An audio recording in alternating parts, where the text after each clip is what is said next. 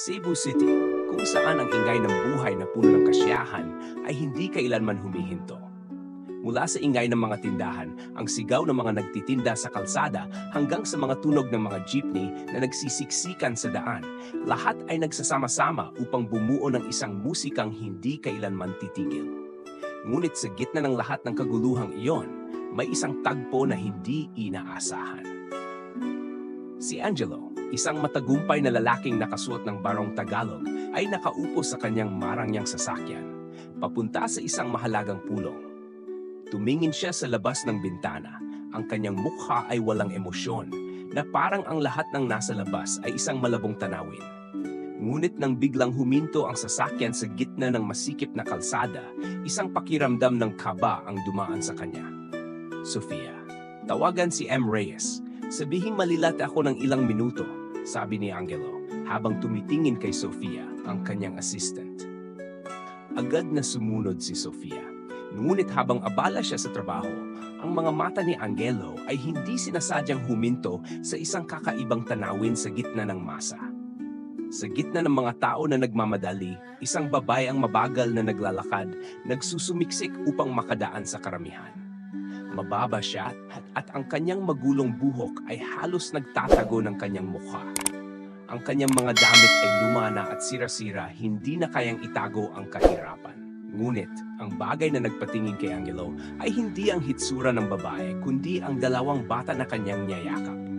Isang bata ang mahimbing na natutulog sa balikat ng ina, habang ang isa naman, isang batang lalaki na may 3 taon. May malalaking mata na puno ng inosenteng pagnanasa, ay nagmamasid sa paligid na puno ng kuryusidad. Ang mga imahe na ito ay bigla ang dumating sa mga mata ni Angelo na nagdulot sa kanya upang huminto at magmasid ng mas matagal. Habang papalapit ang babae sa kanyang sasakyan, hawak ang isang pangit na tiket ng lottery. Binuksan niya ang kanyang bibig at nagsalita sa isang mahina at mahinang tinig. Sir, bumili po kayo ng isang tiket. Kahit isa lang upang makabili ako ng pagkain para sa mga anak ko. 2 araw na silang hindi kumain. Balak sanang tumanggi ni Angelo, ngunit nang magtagpo ang kanilang mga mata, parang ang lahat ay bumagal. Napansin niya ang isang pamilyar na bagay sa mga mata ng babae. Isang pakiramdam na hindi niya maipaliwanag.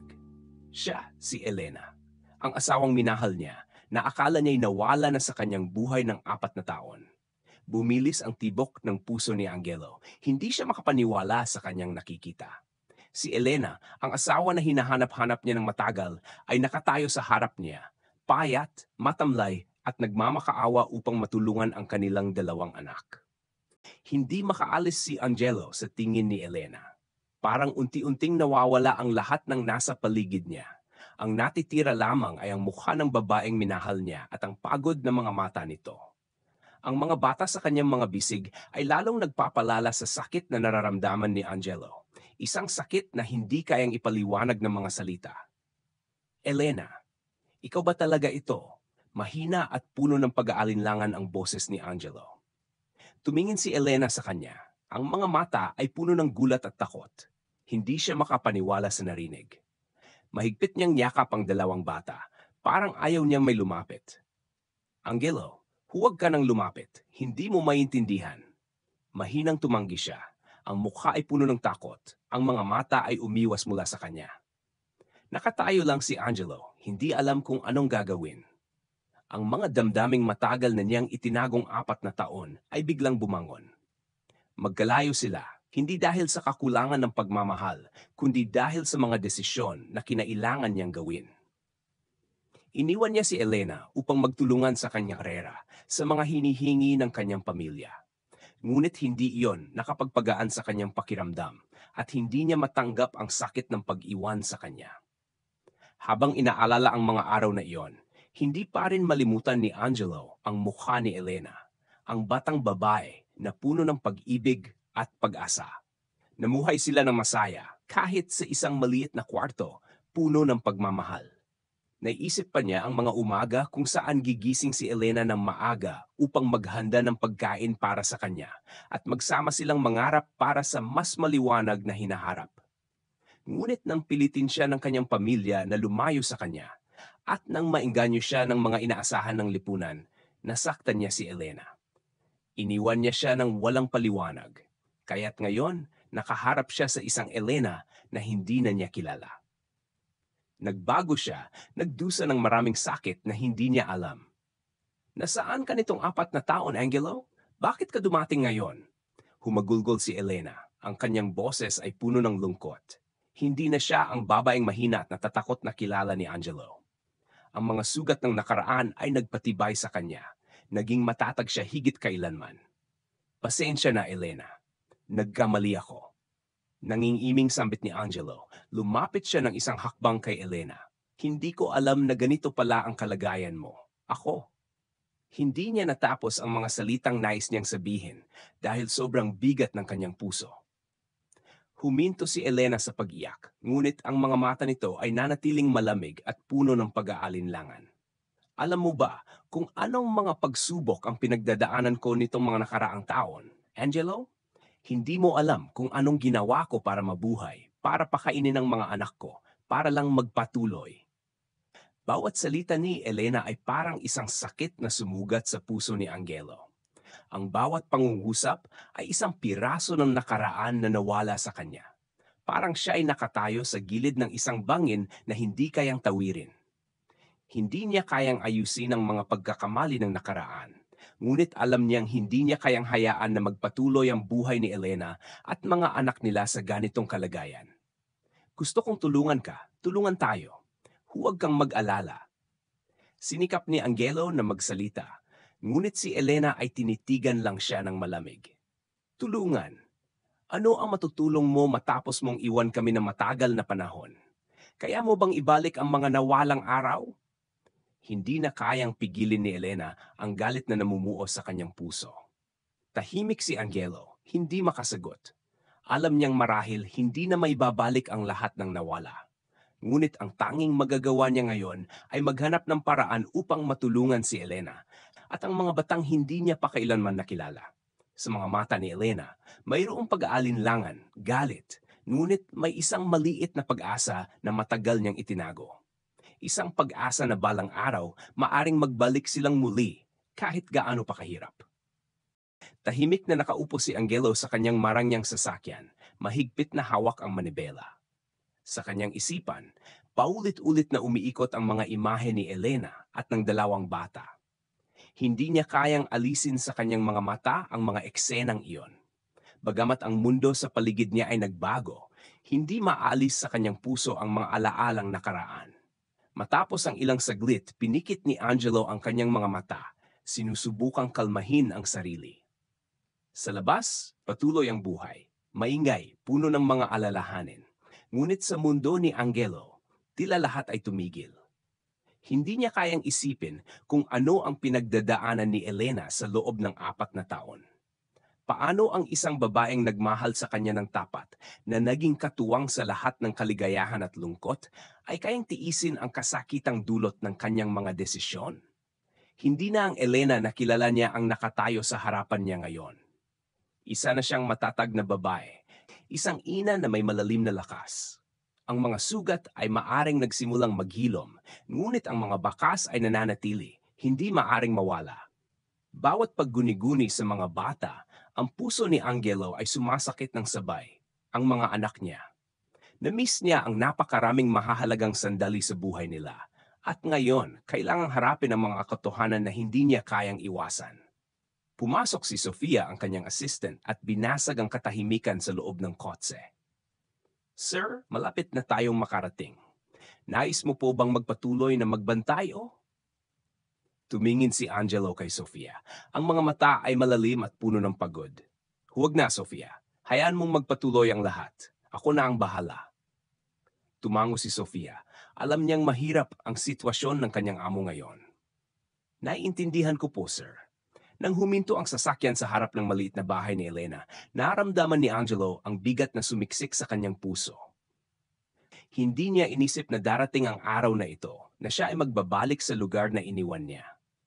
Malalim na huminga si Angelo, binuksan ang pinto ng sasakyan at bumangon. Tumingin siya sa maliit na bahay na naging saksi sa mga araw ng kanilang pagmamahalan. Bawat hakbang ay tila mas mabigat. Naalala niya ang bahay na iyon kung saan sila ni Elena ay nagkaroon ng mga pangarap ng isang simpleng buhay, puno ng pagmamahal. Ngayon, ang bahay na iyon ay nakikita ang pagbabago na hindi niya inaasahan. Hindi pa siya nakakapagpadyak sa pinto. Nakita na niyang lumabas si Elena. Ang mga mata ay kumikislap ng mahihinang liwanag, ngunit puno ng determinasyon. Nang makita siya, hindi nagulat si Elena, ngunit hindi maitatago ang lamig sa kanyang mga mata. Anong ginagawa mo dito? Ang kanyang boses ay matatag, ngunit may kabuntot na pagod, parang sanay na sa mga suntok ng buhay. Nakatayo lang si Angelo. Tinitigan siya ng matagal na parang gustong tandaan ang bawat detalye na titira sa kanyang puso. Hindi mo na kayang mabuhay ng ganito, Elena. Tutulungan kita. Magsisimula tayo muli. Medyo umiwas si Elena, ngunit hindi maitatago ang kalituhan sa kanyang mga mata. Matagal niyang pinangarap ang araw na ito, ngunit ngayon, nang dumating ito, natatakot siya. Natatakot siya sa mga nangyari at natatakot siya sa mga susunod na mangyayari. Hindi mo naiintindihan, Angelo. Ang mga pinagdaanan ko at ng mga anak ko, hindi ito magbabago dahil gusto mong tumulong. Habang pinapakinggan ang mga salita ni Elena, ang puso ni Angelo ay parang tinutusok. Siya ay pagod na, sugatang-sugatan, at marahil hindi na siya ang taong pinagkatiwalaan ni Elena. Ngunit isang bagay ang tiyak siya, hindi niya na kayang iwanan siya muli. Hindi mo kailangang gawin lahat mag-isa. Nandito ako, sa tabi mo, hindi para baguhin ang nakaraan, kundi para sabay nating buuin ang hinaharap. Ang mga mata ni Elena ay hindi iniiwas kay Angelo, ngunit unti-unti parang bumangon ang lakas mula sa loob niya. Ang hinaharap ko ay wala na sa'yo, Angelo. Ang hinaharap ko ay ang mga anak kong ito. Ang kailangan ko lang ay makita silang masaya. At yun ang dahilan kung bakit hindi titigil si Angelo. Ang mga bata, kahit hindi nila alam ang mga sakit na kanyang idinulot, ay ang pinakamahalagang bahagi ng kanyang buhay. Alam ni Angelo, kahit gaano kahirap, gagawin niya ang lahat upang magbigay ng isang tunay na tahanan para sa kanilang pamilya. Ang sinag ng araw sa umaga ay pumasok sa bintana, nagbigay liwanag sa maliit na silid kung saan nakaupo si Elena kasama ang dalawang bata. Bagamat ang silid na ito ay walang luho, puno ito ng mga alaala ng matamis na mga sandali. Ang mga likhang sining ng mga bata, mga simpleng laruan, lahat ng ito ay bumubuo ng isang mainit na espasyo sa kabila ng kahirapan. Ngunit sa mata ni Elena, may isang bagay na kakaiba ngayon, isang pakiramdam ng pagkabahala, isang takot na hindi pa nararamdaman. Inangat ni Elena ang kanyang mata patungo sa pintuan nang marinig ang mahinang katok. Alam niyang si Angelo na iyon. Matagal na niyang inihanda ang kanyang sarili, ngunit ang puso niya ay hindi mapakali. Kaunti lang ang kanilang pag-uusap mula nang magkita sila sa palengke. Ngunit ngayon, muling dumating si Angelo at hindi niya alam kung anong mangyayari. Tumayo siya at binuksan ang pinto, nanatili sa may pintuan, handa na para sa mga mahahalagang desisyon na malapit nang gawin. "Maari ba kitang pumasok?" tanong ni Angelo. Ang kanyang mga mata ay puno ng determinasyon, ngunit may kalungkutan, na parang ang mga emosyon ay hindi niya kayang kontrolin. Wala nang imik si Elena. Naglakad siya palayo sa pinto at pinapasok siya sa loob. Isinara ang pinto, muling bumalik ang katahimikan. Tanging ang mga buntong hininga ng mga tao na naghahanap ng katotohanan sa mga anino ng nakaraan. "Alam ko na ang lahat, Elena." Pagkatapos ng ilang saglit na katahimikan, nagsalita si Angelo. "Alam ko na si Marco at Lita ay mga anak ko." Napalaki ang mga mata ni Elena. Ang pagkabigla at takot ay dumaan sa kanyang mukha. Inaasahan niyang ang mga lihim na ito ay mananatili sa ilalim ng takip. Ngunit ngayon, ang lahat ay nahayag. Hindi niya kayang protektahan ang mga anak, at ngayon, ang katotohanan ay unti-unting winawasak ang lahat ng kanyang pinanday. "Alam mo na?" tanong ni Elena. Ang kanyang boses ay bumangon sa sakit at hindi niya kayang itago ang kalituhan. "Bakit hindi mo sinabi sa akin? Bakit hindi mo ako tinulungan?" Tinitigan ni Angelo si Elena, ang mga mata niyang puno ng pagkatalo at hindi matitinag na pagsisisi. "Nagkamali ako. Hindi ko dapat ikaw iniwan. Hindi ko dapat pinabayaan kang mag-isa. Ngunit ngayon, gusto kong magbawi. Gusto kong itama ang lahat. Suminghap si Elena, umurong ng ilang hakbang para bang tinatangka niyang layuan ang mga salitang iyon. Hindi mo pwedeng basta pumasok sa buhay ko at baguhin ang lahat. Huwag mong kalimutan, nakaraos ako ng walang ikaw. Natutunan ko kung paano mabuhay kahit na masakit, ngunit natutunan ko at magpaatuloy ako sa pamumuhay para sa mga anak ko. Ramdam ni Angelo ang matinding sakit habang naririnig ang mga salita ng babae. Tama siya. Si Elena ay nabuhay ng mag-isa, nagtiis sa mga taon ng mag-isa at hindi siya nandoon para suportahan siya. Ngayon, unti-unti niyang naunawaan ang bigat ng distansya na iyon. Hindi ko hinihingi na tanggapin mo ako agad, ani Angelo. Ang boses ay malumanay ngunit puno ng layunin. Ang gusto ko lang ay mabigyan ng pagkakataon na ayusin ang mga bagay na namiss ko. Gusto kong maging ama sa mga anak ko. Gusto kong alagaan ka at sila. Si Elena ay tahimik na nakatayo, walang alam na sasabihin. Tinitigan niya si Angelo. Nakikita sa kanyang mga mata ang isang uri ng pag-asa na hindi niya naranasan noon. Ngunit ang mga salitang iyon, puno ng pag-asa, ay parang hinahamon siya, tulad ng isang mahirap na desisyon. Isang bahagi ng kanya ay gustong maniwala, nais muling bigyan si Angelo ng pagkakataon, ngunit ang isa pang bahagi ng kanyang puso ay natatakot.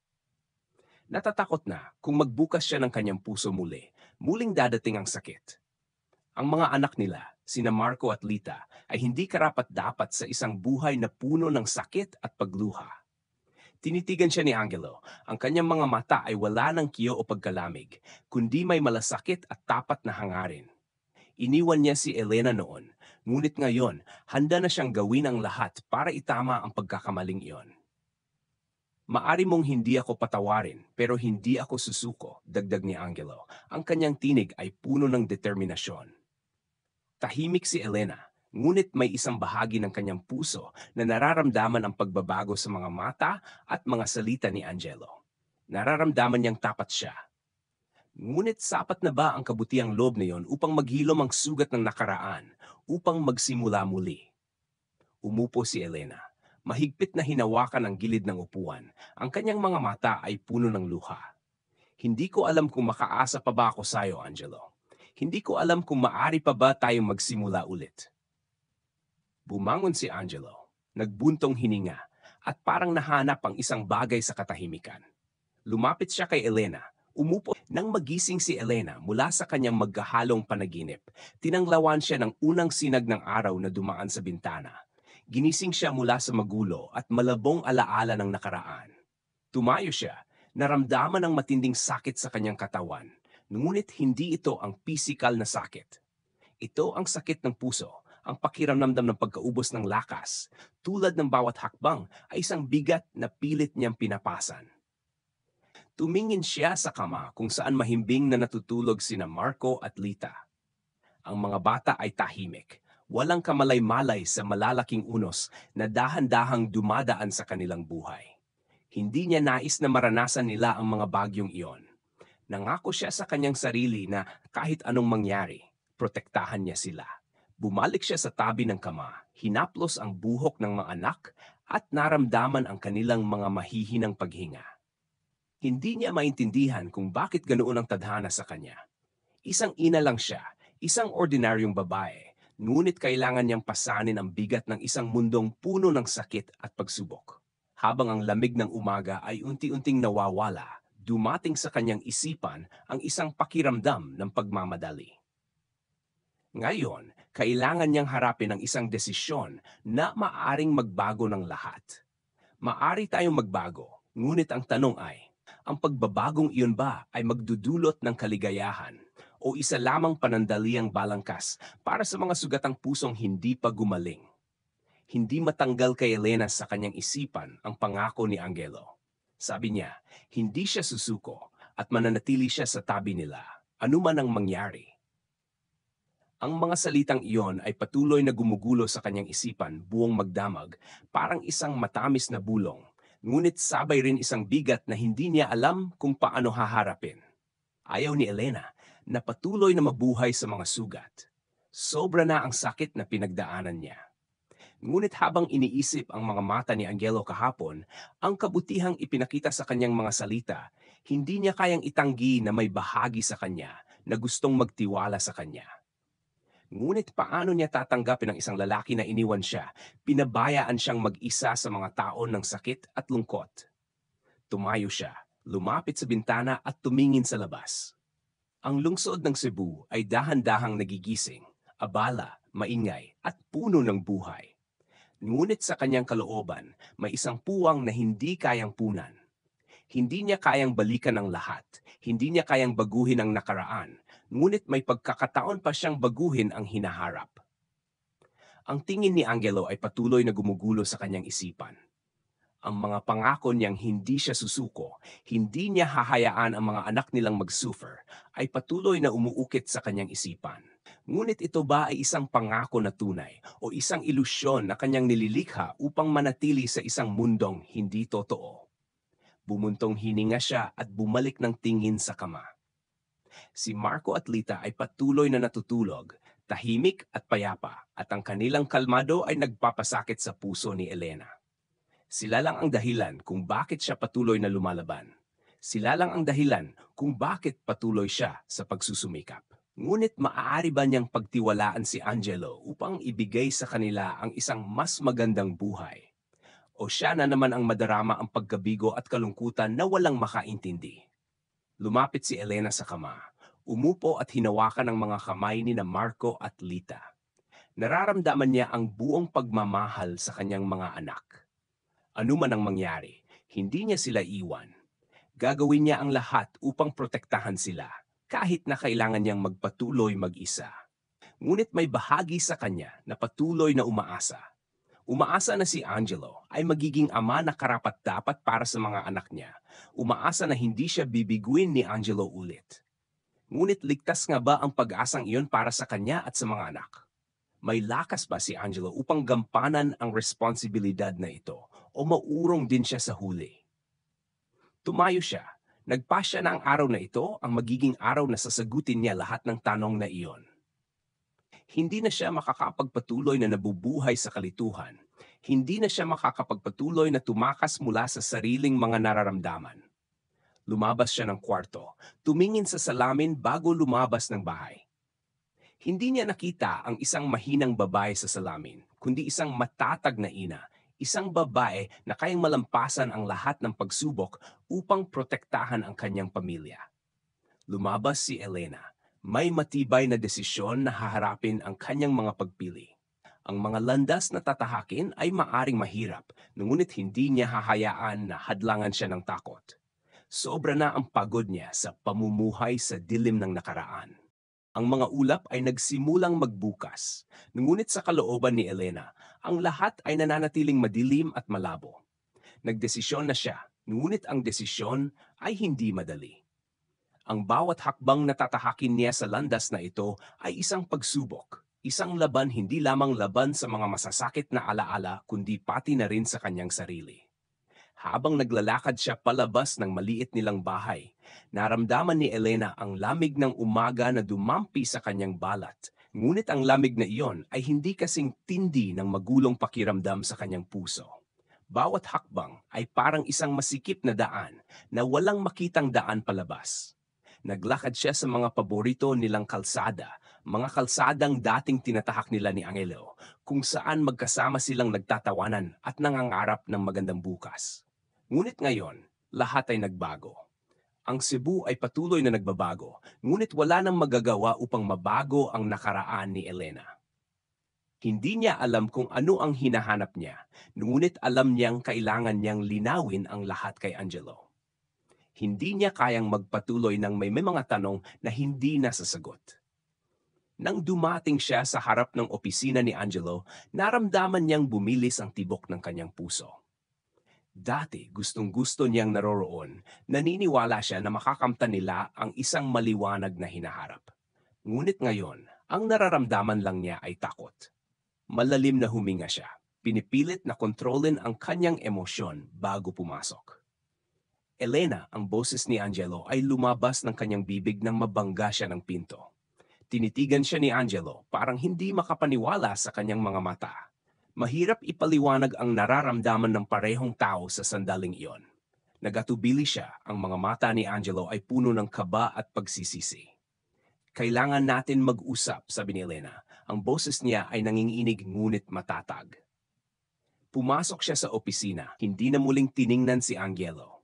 Handa na siya para sa usapan, kahit alam niyang magiging mahirap ito. Umupo si Angelo, patuloy na tinitigan siya. Ano ang gusto mo, Elena? Tanong niya. Ang boses ay malumanay, ngunit puno ng pangamba. Ramdam ni Elena ang tapat na hangarin sa mga salitang iyon, ngunit sa kalooban niya, ang duda ay nagsimula na mag-ugat. Malalim na huminga si Elena. Nagsimula siya maglahad ng mga nangyari mula nang iniwan siya ni Angelo. Ang bawat salita, ang bawat kwento ay parang hampas sa kanyang puso na nagdudulot ng sakit. Ikinwento niya ang mga panahong mag-isa siyang nag-alaga sa 2 bata, ang mga gabing hindi siya makatulog, ang mga sandaling mag-isa siya sa kalungkutan.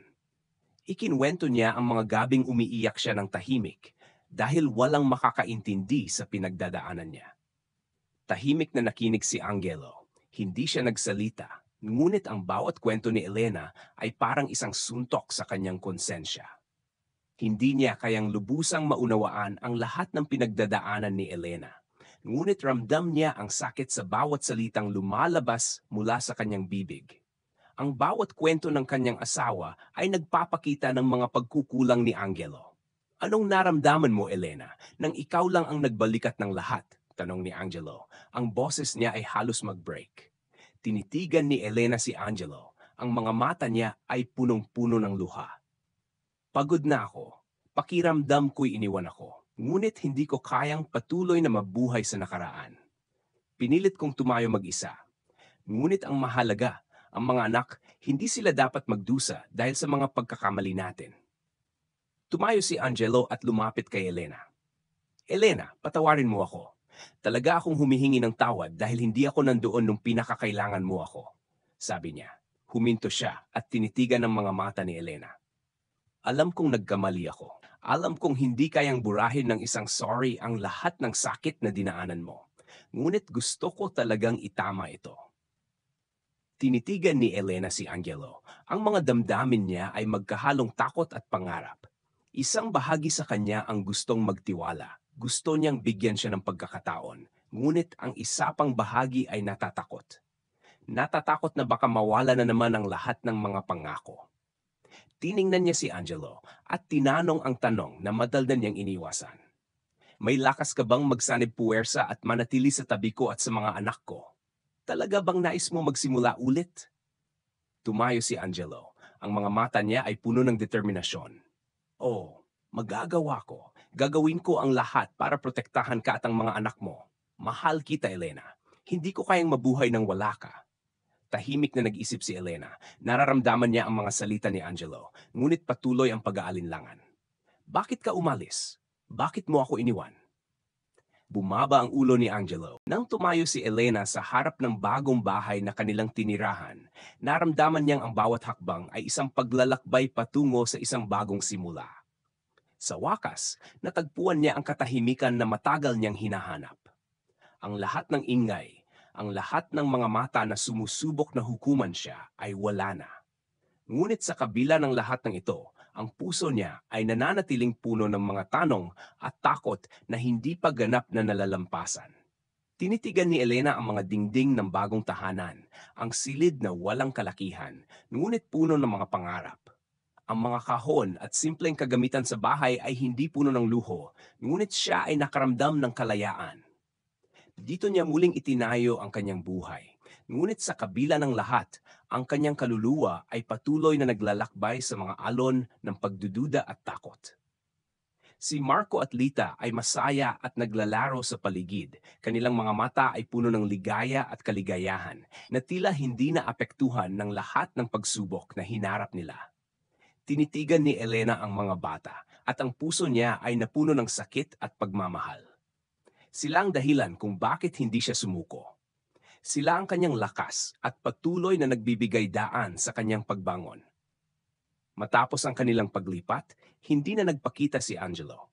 Mula nang mag-usap sila, alam ni Elena na kailangan niyang bigyan ng kanyang sarili at ang mga anak ng oras upang maghilom. Hindi niya kayang agad na buksan muli ang mga sugatang bahagi ng kanyang puso. Ngunit sa kabila ng lahat, alam niyang ang kanyang pinakamahalaga ngayon ay ang kanilang kapakanan at hindi na muling magpapadala sa nakaraan. Habang lumilipas ang mga araw, natutunan ni Elena na mag-adjust sa kanilang bagong buhay. Nahanap siya ng isang pansamantalang trabaho sa isang maliit na tindahan sa malapit. Bagamat hindi ito magarbo, ang kita ay sapat upang magpatuloy sila. Ang trabaho ay nagbigay sa kanya ng pakiramdam ng direksyon at pagpapalakas ng loob. Tuwing hapon, kasama ang mga bata, naglalakad sila sa paligid ng barangay, natututo ng mga simpleng bagay at nahanap ang kasiyahan sa bawat hakbang nila.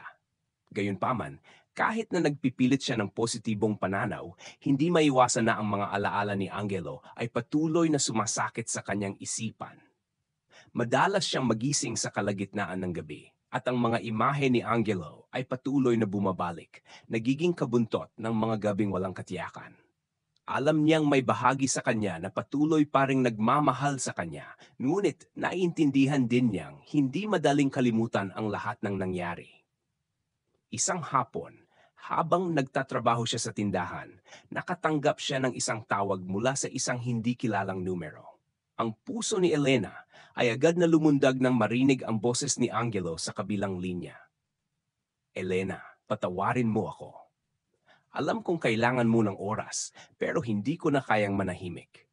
Gusto ko sanang makipagkita at linawin ang lahat, ani Angelo. Ang boses niya ay puno ng pagsisisi at pagnanais. Tahimik na sumagot si Elena, hindi alam kung paano magre-react. May bahagi sa kanya ang gustong makipagkita kay Angelo. Gustong malaman kung anong intensyon mayroon siya. Ngunit may bahagi rin ng kanyang puso ang natatakot na baka muling magdulot lang ito ng sakit at kalituhan. Alam ko kung ayaw mong makipagkita sa akin. Ngunit alamin mo na kahit ano pa ang mangyari, nariyan ako. Handang magsimula ulit kung bibigyan mo ako ng pagkakataon. Pagkatapos marinig ang mga salitang iyon, ramdam ni Elena ang kalituhan sa kanyang puso. Ang buhay nila ay unti-unting bumangon. Ang mga anak ay nasa isang mas maayos na kalagayan. Ngunit ang sakit at ang kawalan ni Angelo sa kanilang buhay ay patuloy na bumangon sa mga gabi ng kanyang isip. Tumingin siya sa bintana. Ang mga sinag ng araw na bumangon mula sa kalangitan ay nagbigay ng mainit na liwanag. Ngunit ang pakiramdam ng kalungkutan ay patuloy na bumabalot sa kanya. Naalala niya ang mga dating araw na magkasama sila ni Angelo, ang mga pangako na ipinagkaloob nila sa isa't isa. Ngunit ngayon, ang lahat ng iyon ay tila isang alaala na naging dahilan ng mga gabi ng pag-iisa at pagmumuni-muni. Alam niyang hindi siya pwedeng magpatuloy na mabuhay sa mga alaala ng nakaraan. Ngunit ang tanong ay, handa ba siyang buksan muli ang kanyang puso at magbigay ng pagkakataon kay Angelo? Hindi siya sigurado. Ngunit alam niyang kailangan niyang magdesisyon para sa kanyang sarili at sa kanyang mga anak. Ang sagot ay hindi dumating agad. Ngunit alam ni Elena na siya ay handa nang harapin ang kanyang mga pagpili. Natutunan niyang tanggapin na ang bawat daan ay may kaakibat na sakripisyo. Ngunit sa kabila ng lahat ng ito, pipiliin niyang itaguyod ang isang mas maliwanag na bukas para sa kanyang pamilya. Ang mahalaga sa kanya ngayon ay hindi ang nakaraan, kundi ang hinaharap na kanyang binubuo.